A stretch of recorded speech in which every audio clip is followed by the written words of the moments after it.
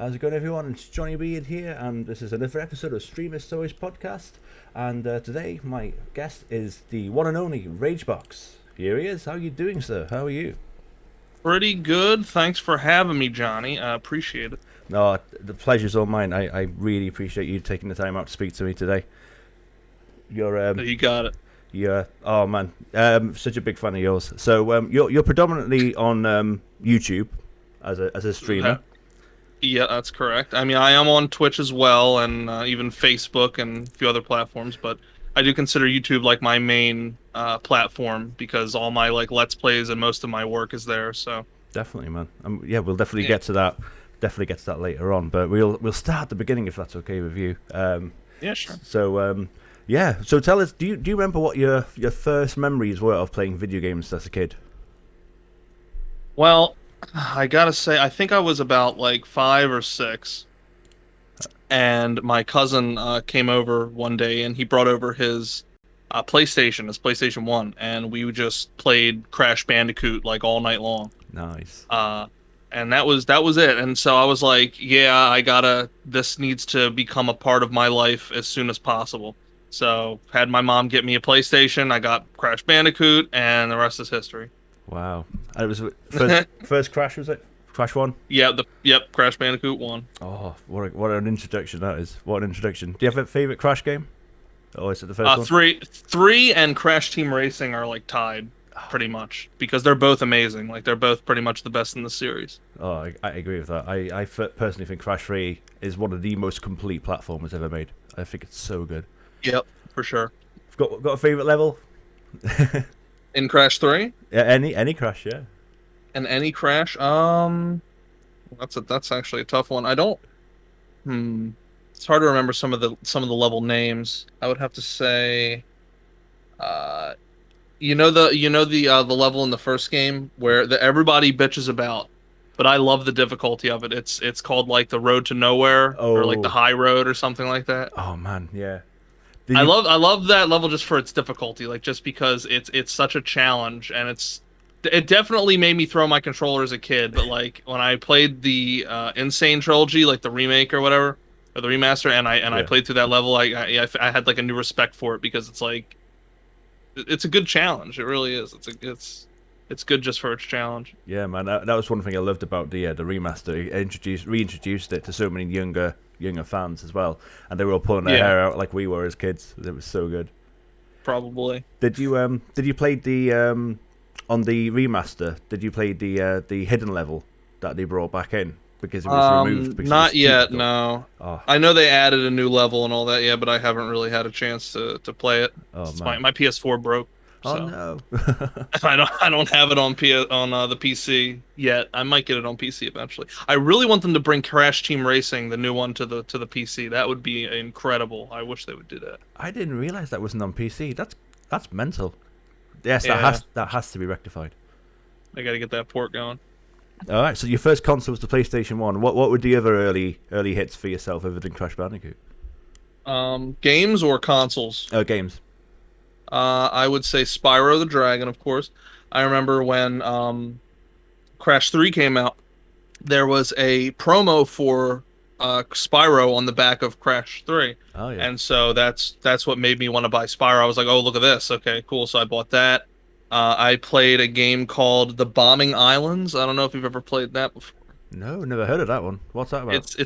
It's a puzzle game, that's all. It's just a big puzzle game where you're this little clown guy and you're pushing around bombs, and you have to push them in such a way that they'll explode the entire island except for the one little spot that you're standing on. Okay. And so you gotta so it's just a big puzzle game, and I never beat it. To this day I never beat it because the puzzles get really crazy toward the end, and 6-year-old me couldn't figure that shit out. But so I played that. Tomba 2, played the shit out of that. Never played Tomba 1 though, but I played Tomba 2. Yeah. I think I had Resident Evil when I was a kid, but I could never complete it because it was too scary. Same thing with Silent Hill. Now to this day I completed them. Obviously I've streamed them, but yeah. Never could complete those. Yeah. Twisted Metal. I had Twisted Metal. There's a ton. There's a ton of like just about maybe starting off, not as many, but throughout like my whole history of playing PlayStation 1, you could name like any classic PlayStation game, and I've probably played it. Brilliant, brilliant. So you played Tombo 1 since, haven't you? Yep. Yeah, because I know you're. I a know huge over fan. there it's called Tom B. I know Yes. it's called Tom B. But over here it was called Tom Bo with an A, and that's so funny. I think that's so great. That was called Tom B. Well, this is going to be this is pre-recorded for a few weeks' time, by the way. But I've just been on your stream now, Rage, and I made a little inside joke there about Spyro. I said Gateway to Glimmer, but that's Spyro 2, whereas in America it's called Ripto's Rage. Ripto's Rage, yep. Yeah. Yep, I know. These little subtle differences, it's crazy. But yeah, I don't know why they changed it though. Like, what's even the point? You know, like I don't know why, but it's interesting. No idea. There's nothing offensive about Ripto's Rage or Gateway to Glimmer, so why change it? No idea. I don't know.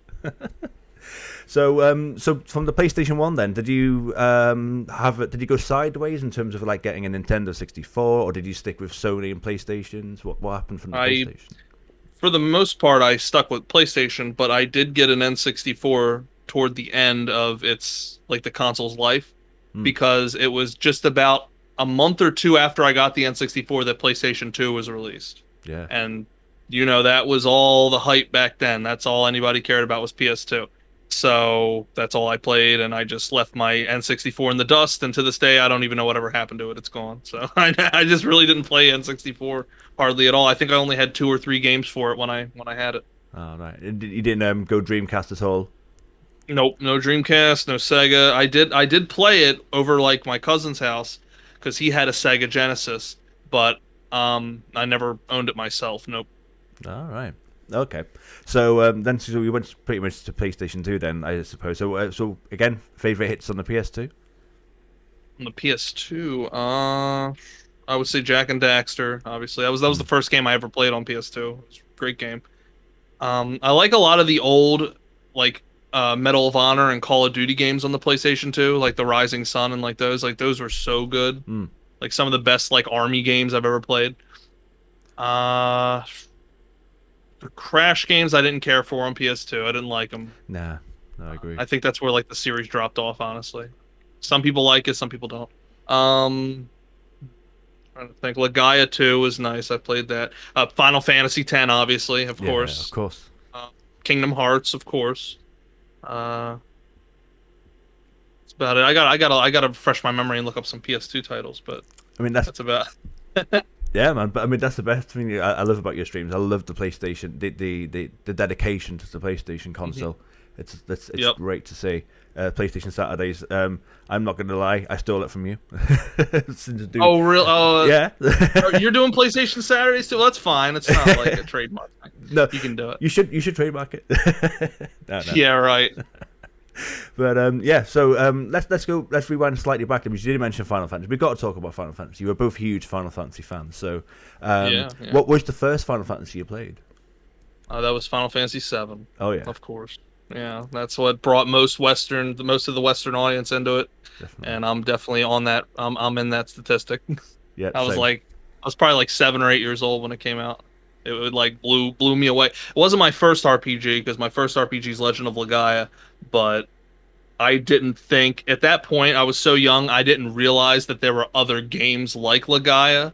I just thought that was like just a one in a lifetime thing or something. I don't know. It was weird. And then this game comes along and it's just like it with the turn-based and like the kind of the stats and the combat and the RPG, you know. So I was like, holy shit, this is awesome. And when another Final Fantasy came out, which I didn't play another Final Fantasy after 7 until 10 came out for PS2, and right. I don't know why. I didn't hear about 8 and I didn't hear about 9. Like I had no thought that they even existed, and young me didn't even think to question like, why is it called Final Fantasy 7? Yeah. Like where's 1, 2, 3, 4, 5, and 6? Like I didn't even think about that at all. But yeah. Man.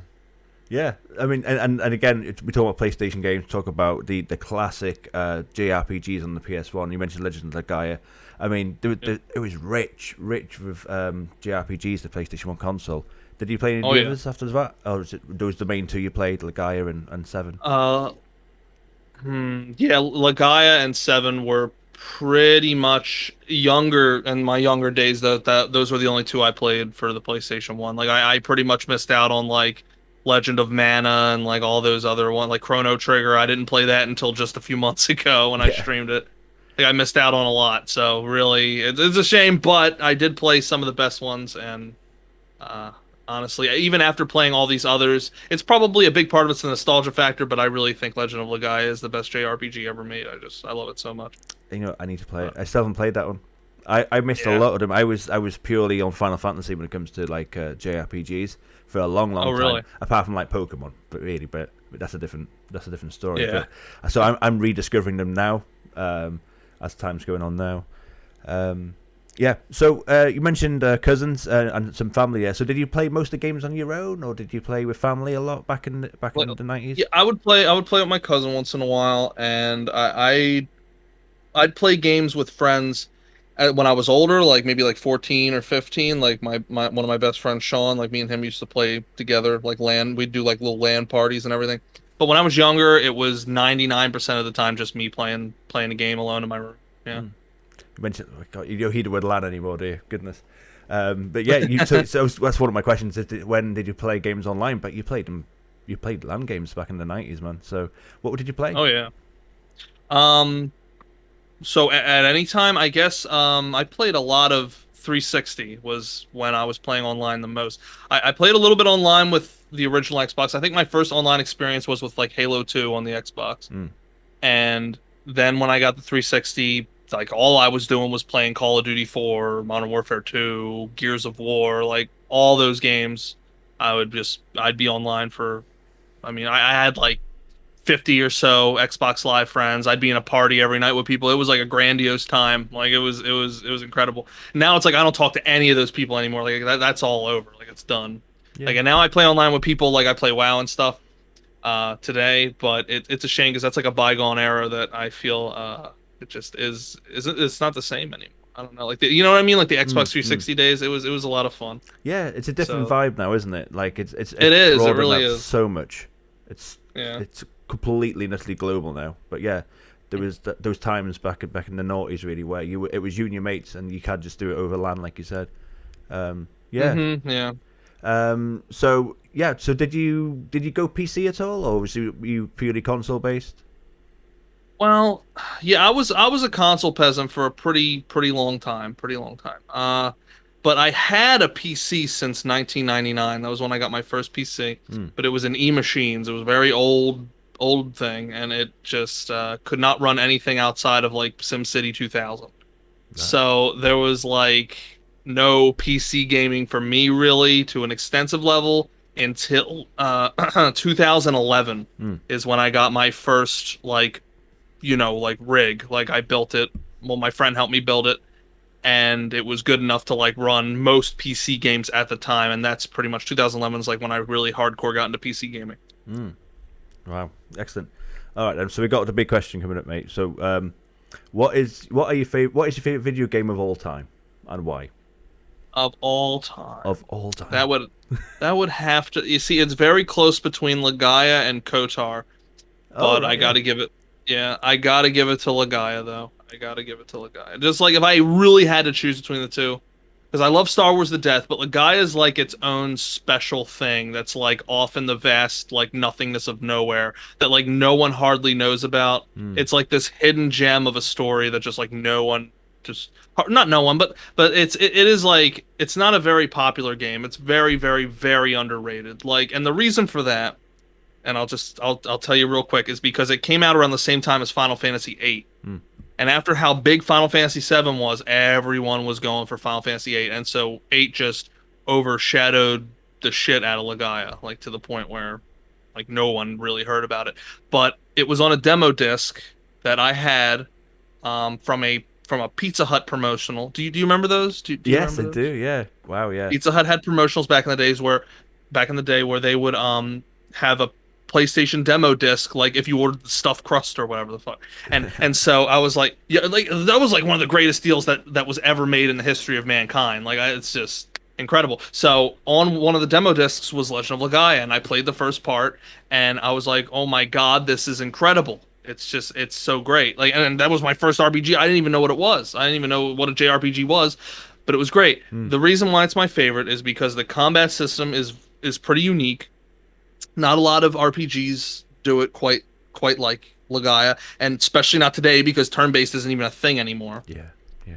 But it's kind of like a mix-up between a fighting game and an RPG because like you'll input commands like up, left, down, right, and if you do up, down, left, right, then when it's your turn, you'll go up and you'll punch them high and you'll kick them low, and then you'll do like a left jab. You know what I mean? So like Yeah. depending on what you input, like will change up your moves. And it's like, well, okay, well, why the hell does that matter? Well, because enemies have different strengths. Like some enemies are floating, and so any low attacks would just completely miss. So you got to stick to high attacks. And then there are combos. Like up down up is a move called somersault. So when you do up down up, you'll do the move, and different moves do different things and hit in different areas and have different strengths. Hmm. And you discover these moves throughout the game, and it's really fun when you just accidentally come across a new move because it's like this big glorious thing. It's like new arts, and this big like animation comes up and you do like the move in slow motion, and it's sick. It's got like so many great martial arts elements to it. And then on Yeah. top of it all is the story, and I'm not going to spoil it for you because you have yet to play it,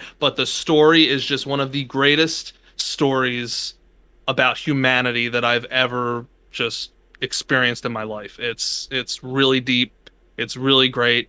And the greatest thing is it's not even that complicated. Like you look at Final Fantasy VII's story, it's a great story, but it's like complex as hell. Yeah, And it yeah. takes like maybe 10 playthroughs for a child to understand it. This story is like it's simple. It's like it's great, but it's simple. You know what I mean? And it's really easy to understand. The characters are great, great character development.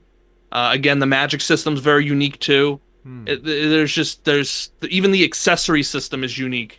There's an accessory system where you can equip multiple accessories, like three, not just one, and they can conjunction with each other. Certain accessories can like amplify others, and you could do like different builds and combos to different characters. Ah. Some that get like so insane. It's just I could go on about this game forever, so I'm gonna stop myself here. But No, it's a no. great game, man. It's great to hear the It really passion, dude. is. It's great to hear the passion. I love it. Yeah, You've it sold was it. ahead of its time, I think. Really. Damn right. No, I need to play it. I mean, I was going to play Suikoden. I think I said that's the one I have not played yet. But you know what? I might play the guy next. You just sold it to me, to be honest. You sh- I'll be at every stream. You let me know when you're gonna stream it, and I'll be there. I will do, definitely, definitely. But so you mentioned demo discs. Was demos a thing in your childhood? Because it was in mine. There was a lot of demo discs on the PS1 era, wasn't there?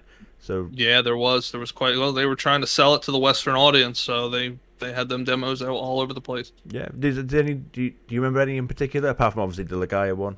Um, Legaia, I played Tomba 2 on a demo disc, and yeah, that's what got me to want that.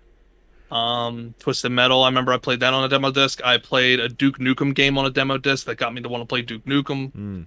Uh, Probably a few more that I'm forgetting, but yeah, there was plenty of demo discs that I've played. It's such a shame it's a bygone era, demo discs, because they really Yeah, sold games to us back in those days.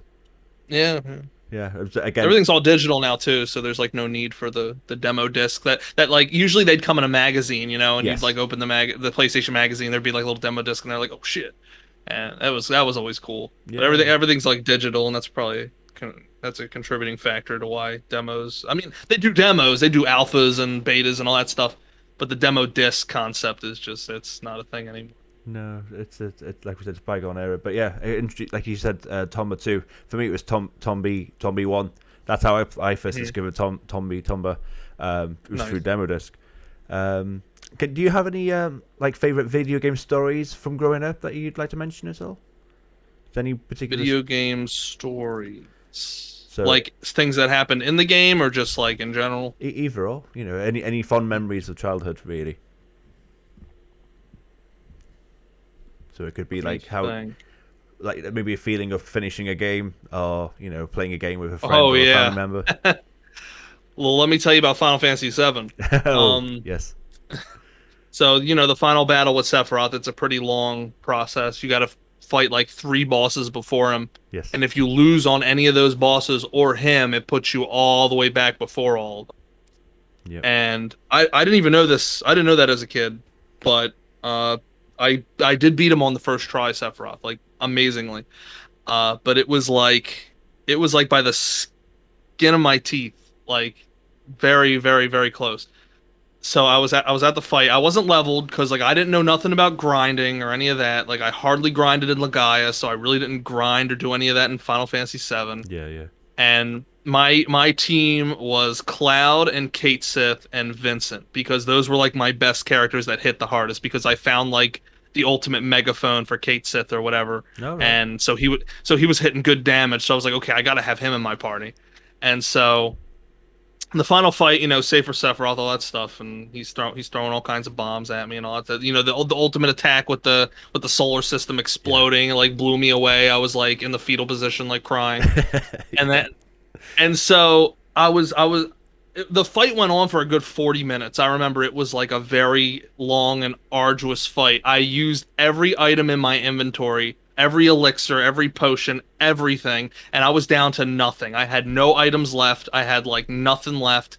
I was like out of mana. I was out of everything. And I was like, well, this is it. I guess I'm just gonna die. And then he throws the ultimate attack at me again, right? Oh man, yeah. At this point, I remember Cloud was a frog, Kate Sith was dead, and Vincent had like 1,000 something HP. So he throws the thing at me. Cloud's dead, obviously, and Vincent had like 5 health. I'll never forget it. He had 5 health, and he hit his limit break.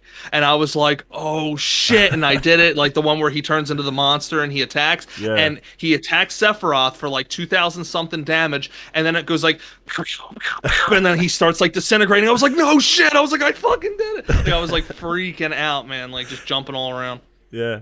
That's probably one of the most triumphant moments in like gaming history for me. Oh, I love that good. story. That's brilliant. Oh, I love it. Do you know what Vincent summon it was?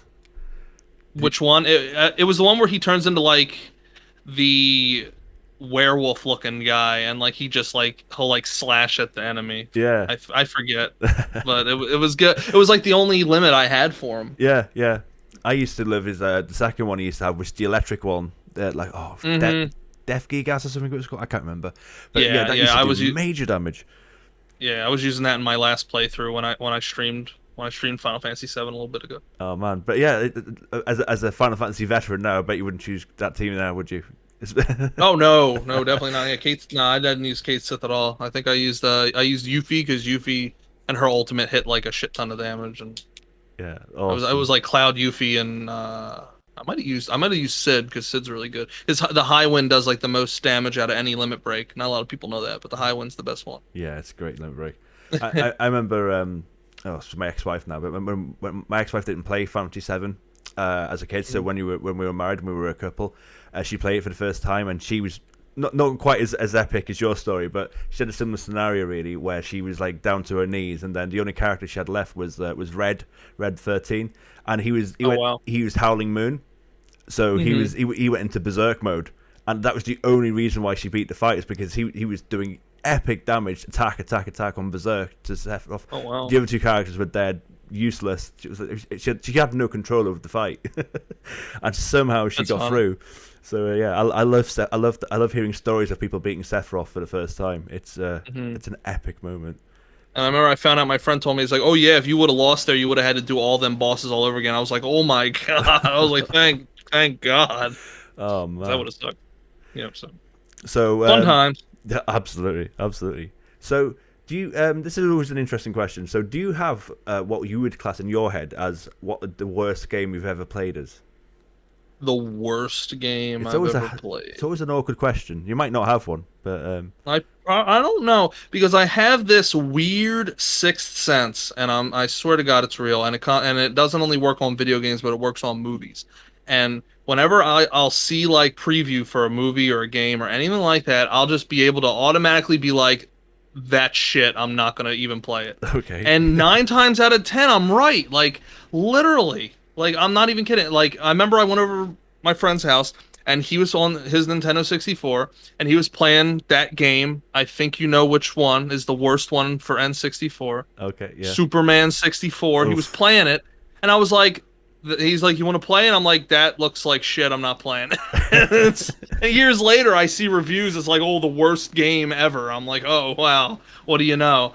and just it always seems to go that way. So I really every game I've ever played, I just about like to some degree. And any ones that I kind of remember a few games that I played that I didn't hate them, but I didn't enjoy them, and so I stopped playing them. Hmm. And because of that reason, they're not memorable, and I just don't remember what they were called, what their names were. Yeah. So I really don't. I couldn't name a game that I can remember that I didn't like. No. No, no. So what are you playing right now? Yeah, what games are you playing right now? Right now, Online, well, offline? besides the stream games I'm playing, I'm playing a lot of WoW, a lot of classic TBC because I played a lot of that back in the day, and that was so it's like super nostalgic, a lot of fun. I'll play that with friends. Um, Besides that, sometimes I'll play like little party games like Fall Guys and stuff once in a while. I play some Dead by Daylight. You ever play Dead by Daylight? I haven't played it. All my friends keep telling me to play it. I need to play it. It's really fun, really really fun. Uh, the other day I was playing a little Counter Strike Source just to relive that a little bit. That was fun. I was like going around Wandig and everybody. Um, Besides that, it's like that's it. I'm playing KOTOR for the Let's Play, Hmm. Republic Commando for the Star Wars Wednesdays. I'm playing Final Fantasy 1 for Final Fantasy Fridays, all that stuff. Like, because I have to stream all those games and then play I don't have a lot of time to just play games myself because then it's like I'm either working on a video or doing a live stream, working on something else. So Yeah, whenever yeah. I do get free time, I'll usually just be playing WoW. It's really the only game I'm majorly playing right now. Yeah, that's kind of led into that question was what is your balance of offline gaming and online streaming gaming? But you've answered that question. It's hard. Yeah, It's hard as a streamer. it is. It is. Yeah, it can be tough sometimes, but I love what I do, so it's worth it. I think. 100%, 100%. So if you were stuck on a remote island and you could only choose 3 games, what would they be? It doesn't have to be your favorite. It could be because obviously you got the longevity needed for the remote island. So 3 games, one. What would they be? Now, are the games able to be online? Like, do I have internet or? Yeah, you can have internet. Okay, well then I'd probably take WoW, so that way I could still like talk to people and play games with people Yeah. online. And then I'd take Legend of Legaia because it's my favorite game ever, and I'd probably also take KOTOR because it's also my favorite game ever. So WoW, Legend of Legaia, and KOTOR. But it's good though, isn't it? Because they're three very different games as well. Yeah, yeah. I think my library of like things that I like in general has always been really varied. So Yeah. Let's talk about Star Wars. So it's KOTOR is your favorite Star Wars game, but what are the yeah. other games in Star Wars series that you like? Well, I'm playing Republic Commando, and I got to say, even though I never beat it yet, it's pretty damn good, and I can see why a lot of people consider it one of the best Star Wars games ever. Uh, the Episode One game for the PlayStation One, even though it critically would not be considered a super great game, it's so nostalgic for me because I played it so much when I was a kid. So I got to put that up there. I love that one. Jedi Power Battles is also really good. The Pod Racer game that was fantastic. They even had an arcade port of that. I'm sure you've seen the arcade port of the Pod Racer game. Hmm. That's like really good. Um, Battlefront 2, of course, the classic. The new one's all right. It had its problems in the beginning, but as it stands now, it's a pretty decent game. Yeah. Um, Yeah, there's a lot of let's controversy see. when that came out, wasn't there? Oh yeah, yeah, because of the loot boxes and all, EA trying to squeeze money out of people. Uh, Besides that, like Jedi Academy's really good. I haven't beaten it yet. Those are the few Star Wars games that are super good that I've never played all the way through. So eventually, I'm going to get to that. Uh, that's about it. Besides the KOTOR games, yeah.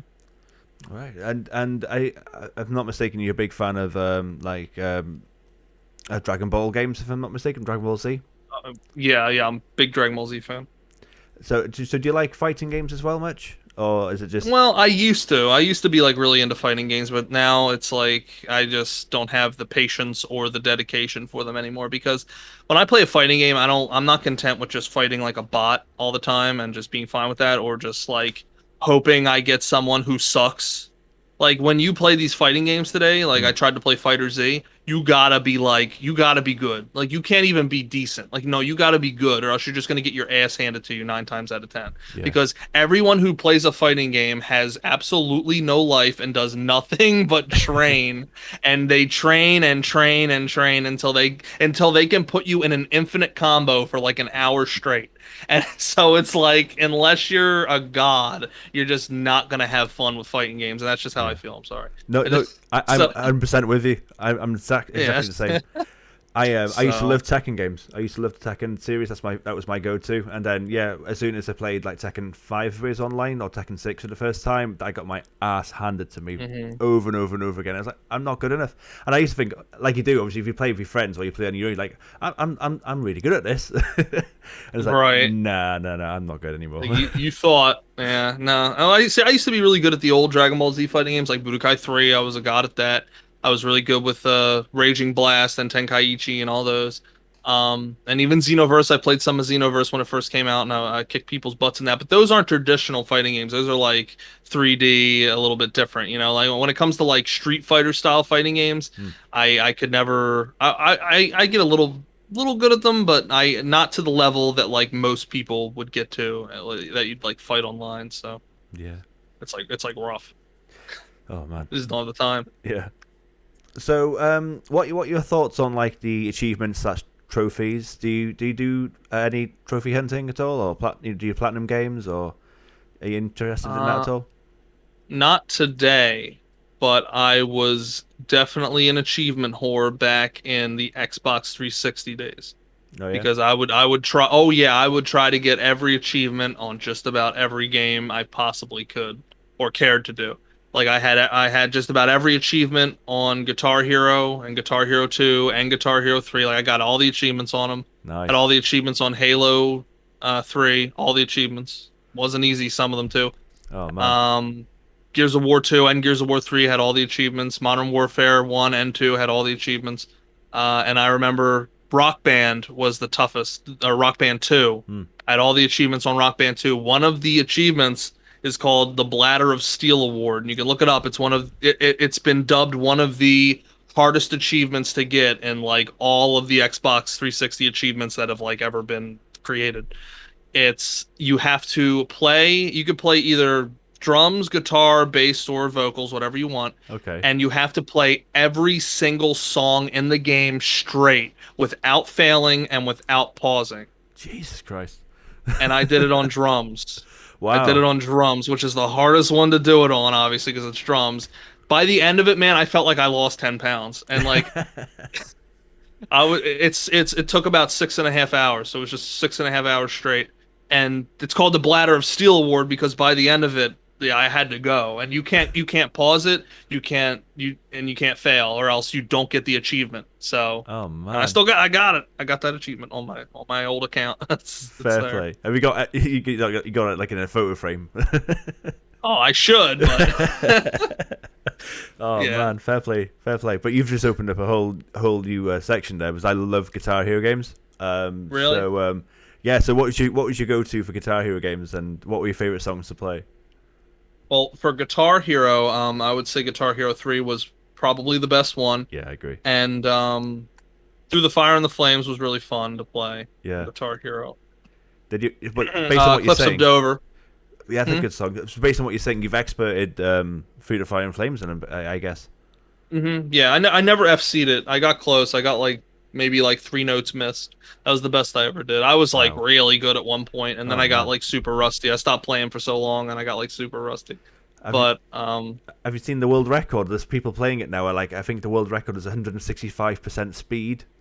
FCE. It's Jesus. on YouTube somewhere. It's crazy what people can do. Oh well, there's always somebody who can like play with their feet like 100% a song, and it's like ridiculous. True, true. Yeah, no. And then I moved on to Rock Band though. Rock Band was a lot more fun, and I found out that you could do drums. I was like, "What?" And I played drums on the Rock Band drum, and then my friend was like, "You know, you can hook up an actual an electronic drum set to this, right?" I'm like, "What?" So I did that, and I literally have my own drum kit. It's like an actual electronic drum kit, and I play Phase Shift now. It's called, which is basically a Rock Band 2 clone, Yeah. and Yeah, it's a lot of fun. Once in a while, I'll play. It's really the only rhythm game left that I play, and really the only good one that's left. I mean, they just don't do rhythm games like they used to anymore. It's not the same. It was a That special genre time. got burned out. It Yeah, it was a did. special time for sure. Yeah, it was too much too soon. It was just squeezed Yeah. into that period of time for like Oh four yeah, or five man. years. EA, dude, they milked it for all it was worth, and that was it. They Ah. just tossed it to the wayside. Did you ever It's a play? shame. Is it Rocksmith? I think it was called. Did you? No, I never got into that. I know about it. Yeah, I never really got into it though. Yes, same. I've not played it. And then obviously they tried to bring back Guitar Hero a few years ago, and that was a flop, wasn't it? That's a shame. Yeah, big time. Yeah. What made you think about streaming? So how long have you been streaming for? And then what was your thinking process about streaming? Well, I did my first live stream I think in 2015 maybe. All right. Because yeah, I did Let's Plays and up until then. I still do Let's Plays, but um I think I saw a lot of people like on Twitter, or not Twitter, Twitch streaming, and I learned you could also stream to YouTube. Hmm. So I was like, well, I was thinking about it, and I did stream to just Twitch a few times, but just nobody watched. And then I would stream to YouTube, and I get a couple people because my YouTube was pretty popular. So I was like, well, maybe I'll stream on YouTube then. Eventually, I found Restream, and now I stream to multiple things. But so yeah, I was like, so the reason I got into it was because I saw other people doing it, and it looked like fun, and I figured, what the heck, let's give it a try. And just I didn't stream a lot. I would only stream like once every few weeks. Mm-hmm. But eventually, I got enough people following me like through streaming and messaging me saying you should stream more often. And I think around 2017, 2018 is when I got a few mods together and I just made it a regular thing. I would stream just about every week, 3 or 4 times a week. Mm. And yeah. And you've done all right since. Yeah, You're I've doing done well all now. right. I'm trying. Yeah, the grind is hard, but 100%. So, unless it's a too personal story, if you don't mind me asking, where did Ragebox the name come from? Where did the username come from? okay, so, well, it's not personal. I like to keep it a mystery just for the sake of like being a mystery. Yeah. But it really doesn't matter. I'll tell you. So, another old game, a PC game actually that I used to play. It was American McGee's Alice. Have you ever played it? No, no. It's like Alice in Wonderland, but it's a Oh. video game about it, but it's a much darker version of it. Oh, hang on, there was a sequel, wasn't it? Is that the prequel to Alice Returns?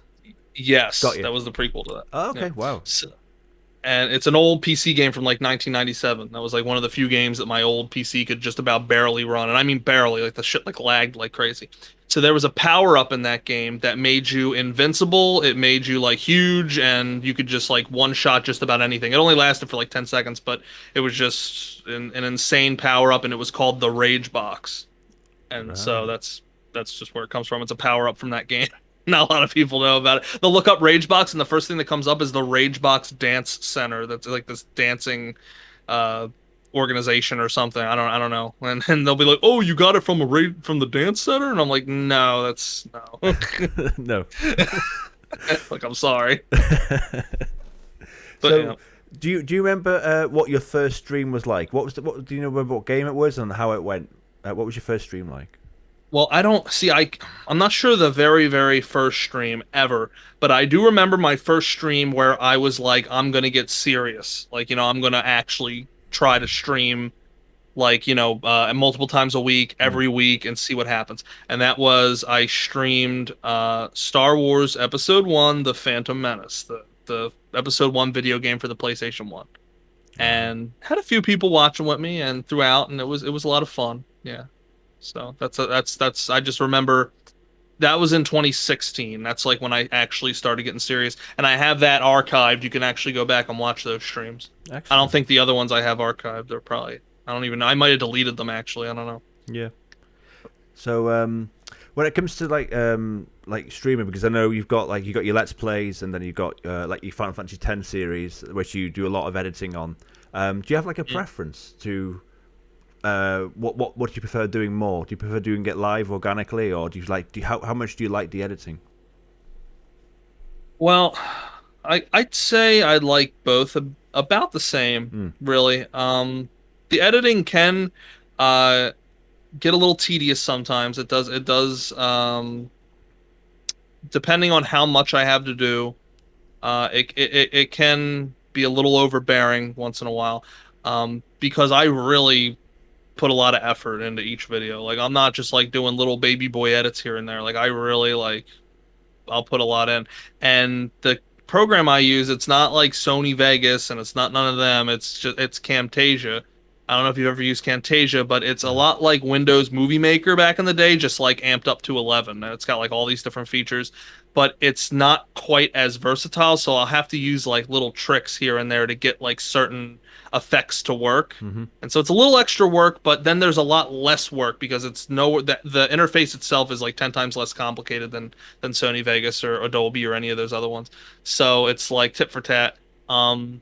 But yeah, I'd say overall it's about the same. Like I enjoy streaming and interacting organically with everyone just as much as I love editing a video and putting it out and being there for the premiere and everybody's watching and Yeah. comment, and then they'll comment on the video afterwards and say how much they like it and keep it up and all. You know, it's nice. And yeah, so they're both equally rewarding, I'd say. Definitely. So I've got to talk about the Final Fantasy X series, and if you guys are big Final Fantasy fans, Final Fantasy X fans, you've got to watch Reebox's Let's Play series of Final Fantasy X. It is amazing, and I must say it's so superbly edited. I must say. So Thank you. tell us about that. So tell us about, because again that was a journey, wasn't it?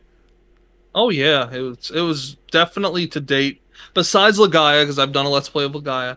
Besides that one, I'd say it's my favorite Let's Play I've done yet to date. I mean, I'm doing KOTOR with the same amount of love and like editing and effort put in now, if not even more so. Because KOTOR is like, it's even for me personally, it's above Final Fantasy X. But yeah, when I first started doing 10, because I was like, okay, at one point, I remember thinking years ago, I was like, probably when I was in the middle of the Tomba 2 Let's Play, I was like, I gotta do 10 one day. Like I really got to, because I just love it. I remember watching a video of 10 or something and it inspired me, and I was like, I really got to do a Let's Play of 10, and I got to put a lot of effort into it. And so one day I was going to do, I forget, I was going to do like a Let's Play of Legend of Dragoon or some shit. And I was like, you know what? Screw it. Like, I'm doing the 10 Let's Play. It starts today. And I remember I dropped my Mass Effect 2 Let's Play in order to start early on Final Fantasy X, because that's how bad I wanted to start it. And to this day, the Mass Effect 2 Let's Play is still left in the dust, and I gotta finish that sometime. I feel kind of bad because I have a few people that'll message me occasionally and go, "When are you gonna get back on the Mass Effect 2 Let's Play, dude?" And I'm like, "Oh God, like I'm sorry." I just don't have enough time right now to edit like two things at once and stream and everything else. I just can't do it right now. So if one day I get big enough and I can find an editor, that'd be great. But until then, but yeah, so I got to work on Final Fantasy X, just doing the Let's Plays, and over time, I feel like 10 is really where my skills as an editor improved like quite a bit over the course of the whole Let's Play. Like if you go to episode 1 and then you go to the last episode, you can tell the quality is like vastly different and improved. Yeah, And I like it. I remember. Sorry, I remember like the orange shooting star meme. I think that's everybody loves that. And I think that took like your audience to a new level. But that's how I discovered you. And yeah, you talk. I remember that being definitely a moment, because I remember discovering you that way through Final Fantasy X memes and through through that meme, and then I remember that you just mentioned about the poll. I remember looking for your community section and seeing that poll of, guys, I've got to make a choice here. Mass Effect or Final Fantasy X, and obviously Final Fantasy X won that, and then the rest is history. Yep, pretty much. Yeah, I mean, yeah, I'm sure you'll get back to Mass Effect at some point. But yeah, again, you've answered one of my other questions, which was, do you have any support when it comes to editing, or is it all you? But it's all you, isn't it? It's all me. Yep, every bit of it. I had FFX Memes, the guy who runs that page. I run it with him, but he's like the head of it. Yeah. He edited a few of the Funny Moments videos. I don't know if you've seen my Funny Moments series yes, yet. I do. Yeah. But he's edited a few of those. I think like 3 or 4 episodes he's edited. But then he got like bogged down in his own work and he can't edit for me anymore. So yeah, as of now, it's just me. Yeah. It's always been me, just about for 99.9% of it. Fair play.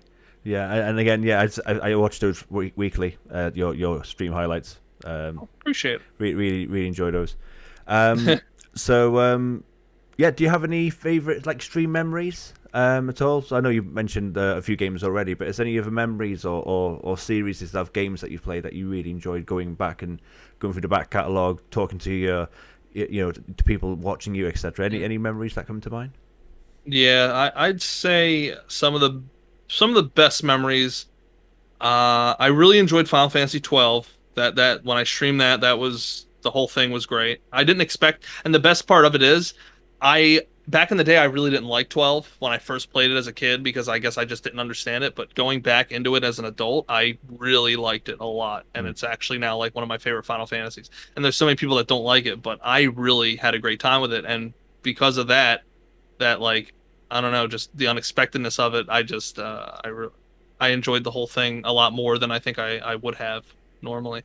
Um, but there's in general there's so many moments that I've enjoyed throughout just about every game I've streamed that it's really hard to pick out a specific moment, you know. Yeah. But just I will not stream a game if I absolutely know I won't enjoy it. So just about every game, like even if somebody subscribed on the Patreon and made me play a game, like for the Patreon fourth tier, and if it was like a game that I know I hate, I'd tell them, I'd be like, hey, I'll give you your money back. I'm not playing this game. I'm sorry. Yeah. Because you can't play a game that you know you won't like. Yeah. You know, and just it won't work because you're just not going to be the same personality you usually are while Yeah. you're playing it. So I always make sure like I enjoy the game, and in turn that makes me enjoy the experience with everybody, and 9 times out of 10 it all works out. Yeah. Completely agreed. Completely agreed. So, you mentioned 12. So, what are your thoughts on the Zodiac Age? Did you play that at all? I haven't played it yet. I'm going to play it. When Final Fantasy Fridays gets to 12, because I'm doing them all in order. Oh, okay. And so since I've already played, like this is my plan. Like, okay, so I'm gonna do 1 through 6 because I haven't played them on the channel yet. That's all gonna be good. Mm. I'm gonna play the most definitive versions of each of them. I got my buddy Gothic guide me because he's like the biggest Final Fantasy nerd you could ever hear of. He knows like everything. So he's like he knows all the definitive versions of each one. So and then when I get to 7, I'm going to play it because I've already streamed it, but I'm going to play the Steam version, which is like the remaster a little bit, not the remake obviously, but Yeah. you know what I mean? It's like updated. Yes. Yes. And there's mod support for that, so I'm going to play 7 with mods, which will be fun. Yeah. And then when I get to 8, I'm gonna probably I don't know if I'm gonna play the original or the one on Steam because some people say the one on Steam isn't as good for some reason. I don't know why. And then I'll play 9 again because I've already played 9. I'm not sure which version of that, but we'll get back to that. 10 again. When I get to 10, I'm going to do the expert grid, which I've never done before. Oh, okay. So that's going to be new. And then when I get to 12, finally, I'll do the Zodiac Age because I never played that. We played the original PS2 version when I streamed it. Wow. So, That's wow. Yeah. So as a Final Fantasy fan, that's like exciting. That's so cool. So again, So guys, I got plenty of plans for all that. Yeah. if you like Final Fantasy Fridays, every Friday with Ragebox, please watch him. He's so good. Yeah.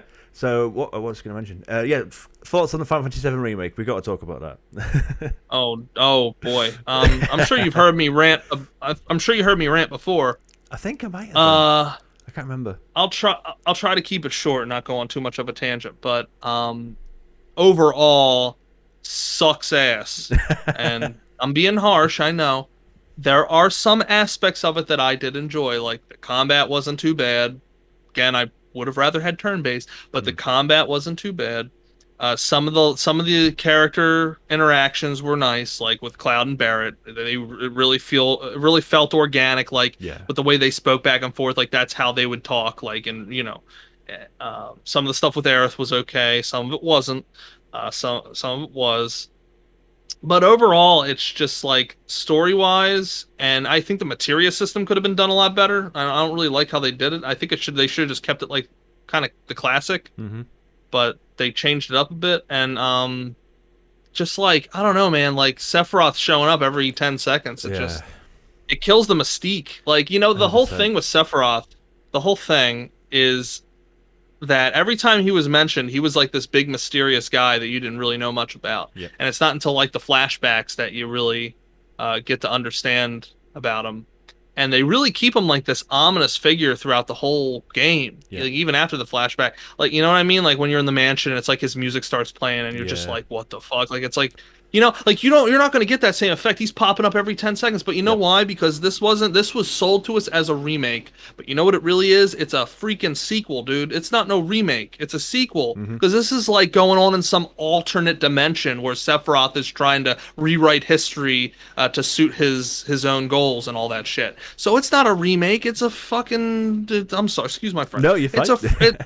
It's a frickin' it's a sequel. Yeah, yeah. So, and then the ghost thing and the time and yeah. just the time traveling, and then at the end when you're in space fighting Sephiroth, I'm like, what, dude? Like this, like, I'm sorry, but it's just, Yeah. And then you can't even, and then you know what? All that can be forgiven. You know what? I can somewhat forgive it all. But you know what really got my goat at the end? You couldn't even play as Red 13. You couldn't even play as him. I'm No. like, we get Red 13, you can't even play as him? Yeah. Yeah. Like, are you kidding? What is this shit? Yeah. That was what I was looking forward to. I was like, I can't wait to take control of that little red line motherfucker and start jumping around, attacking, and casting spells as him, and I can't wait. And then all my viewers were like, uh-oh, and I was like, what do you mean, uh-oh? And then, Oh no. and then the part where he was in the party, I was trying to switch to him, and I was like, why can't I play as Red 13? And everybody was like, yeah, about that. Oh man. It was at that point, that was the nail in the coffin, and the rest was just the shit cherries on top. Like, that was when I was like, all right, you know what? This game sucks. Like, that's it. I'm putting it in the suck bucket. And that was it. And I'm sorry. I didn't enjoy it. And because of that, I'm probably not playing any of the sequels they come out with. They could have it. But you are Sorry. right. I completely agree with you. Our feelings are very similar, dude. In terms of, especially about the mystique of Sephiroth.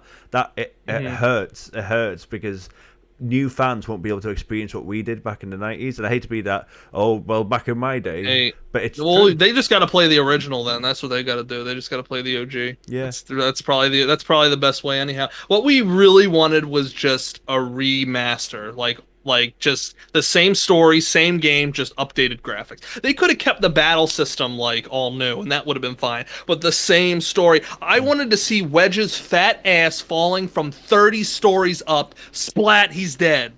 He says a few words and he's dead. That's what we should have saw. Not this whole he goes to rescue cats and he's fine bullshit. Listen, that's cute and all, but that's not what happens. They sacrifice themselves for their little avalanche bullshit. It lets you know how futile their whole thing really is. Like in the face of like Shinra, that like this whole thing is like, it's like, sure, they blew up a few reactors, but you know what? I did like that it was really Shinra that blew up the reactors and it wasn't them. It makes you feel like it was even more hopeless, like they really weren't in control of shit and they're just this petty little terrorist group that doesn't actually control anything. That I thought was actually brilliant. Agreed. But then they went and ruined everything else. So it's like, whatever. There was some good, there was like 10% good, and the rest was just, I don't know.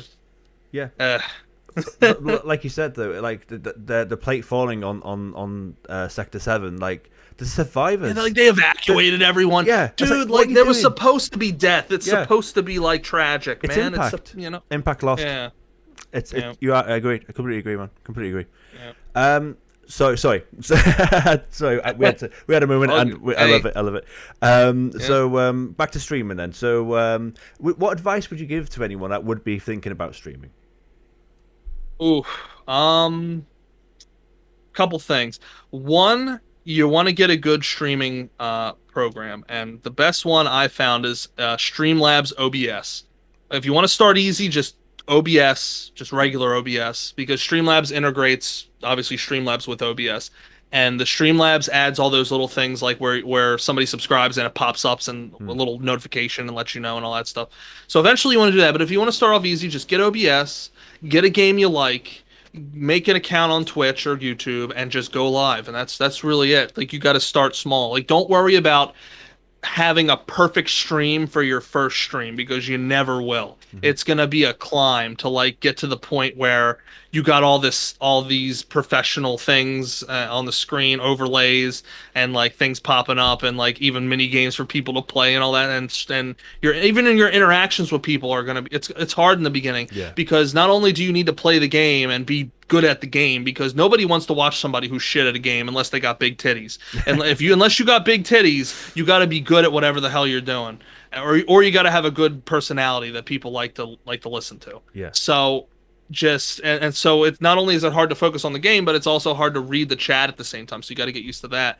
And I mean, in the beginning, you better be reading every single comment that somebody comes in and puts down. Every single one. Don't skip on nothing. Don't just ignore. Like if you're somebody starting off with some gigantic channel and you got thousands of people chatting, then there's no way you can keep up with it. Yeah. But when you just have a few people chatting, then you gotta just be like, hey, hey, how's it going? Just greet everybody.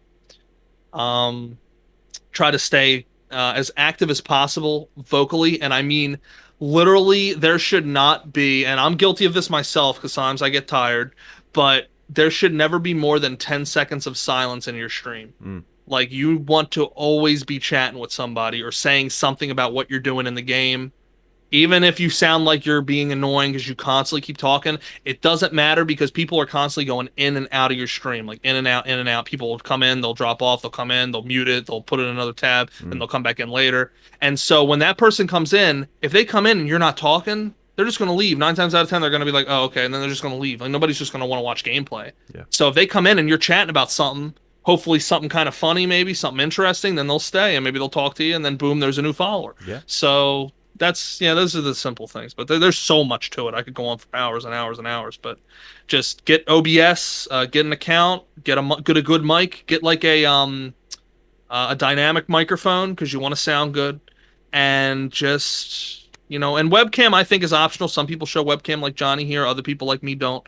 That's your own personal choice, but I think it does help a little bit when you show your face because people like to see interactions, like your reactions and stuff. And just start streaming. That's it. Pick a game you like too. Remember, that's also important. Pick a game that you like. You don't want to pick a game that you just think people are going to like, oh, this is the new big game, so let me play that. Like, start off with something that you know you love and that you know a lot about, so that way you can talk about it while you're streaming and there'll never be a dull moment. Sometimes when you're playing a game for the first time, it's hard to interact with fans and talk about the game because you don't know shit about the game. Like, so it's like you got to actually focus on the gameplay because you don't know anything about it. So it's better to usually, when you're first starting out, pick a game that you know and that you can talk about. Yeah. And that's about it. Brilliant, man. Great advice. Love it. Love it. Just I think probably one final question for myself though. Just because we've talked about it a few times, really. It's the whole YouTube versus Twitch thing. So again, as someone that has got experience with both, and I know you've built your fan base more on the YouTube side of things. What would you say is the differences between the two, really, as someone that has experienced both? Well, both have their negatives and their positives, but I would say YouTube has more positives than negatives as far as just as far as it goes in general. Because I mean, well, one example, something that happened to me, and why I decided to stay with YouTube mainly. I mean, I still stream to Twitch, but Twitch is very selfish. They want you all to themselves, and if they do not have you all to themselves, then you cannot be a Twitch partner. And so it's like, or an affiliate, whichever one's the first one. Yeah. And so your hopes of being the next one, which I think might be partner, is like completely dashed if you're streaming anywhere else. So since I stream to multiple platforms, I'm not just gonna not stream on YouTube. Like, I know there's plenty of people that won't, that do that, and they'll just upload their streams later on to YouTube for people to watch. That's fine, but most of my fan base watches on YouTube, and I'm not just gonna leave them in the dust and say, hey, guess what? You got to go to Twitch now if you want to watch me. Especially when Twitch is just overall, I don't know, they've had a lot of issues lately. I'm not too keen on the specifics, but I know that things have not been good. So it's like, I'm not gonna ditch my YouTube people for Twitch just and hope that I grow over time, because again, it's like, as soon as you become an affiliate, it's like, well, guess what? You got to just stream to here or there's going to be problems. And they don't really tell you, but this is like my truth or whatever, but like, I feel like they squelched, I don't know the best way to say it, my streams on Twitch, because it's like they know I'm streaming to multiple platforms. And so I feel like because I'll get like one or two people watching every stream, and it's been like that for 6 years. I never grow on Twitch. I just it like never happens. It just doesn't happen.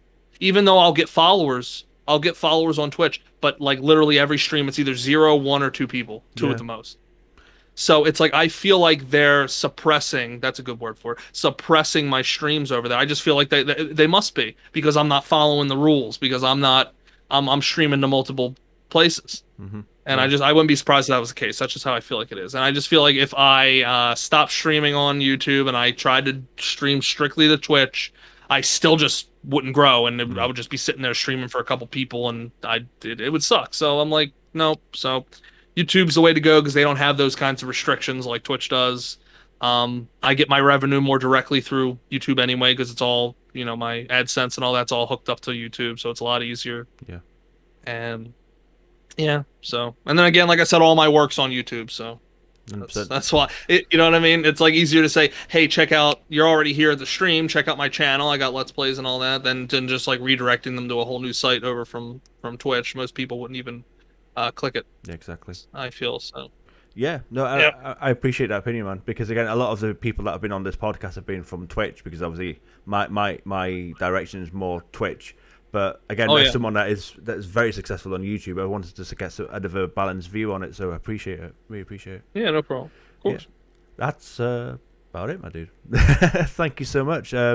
Guys, if you aren't following Ragebox, please do, especially on YouTube, because again, like we said, that's where all his content is. He's got his live streams, he's got his Let's Plays, all his amazing editing, all his great episodes of Fantasy 10 on there, KOTOR, everything, Legend of the Guy, everything. So please give him a follow, please give him some support. He's so good at what he does, and thank you, Rach. Thank you so much, Johnny. Yeah, thanks for having me, man. It was a lot of fun. Thank you. Thank you. Right, that's a bit. Get my tongue in. Too much talking.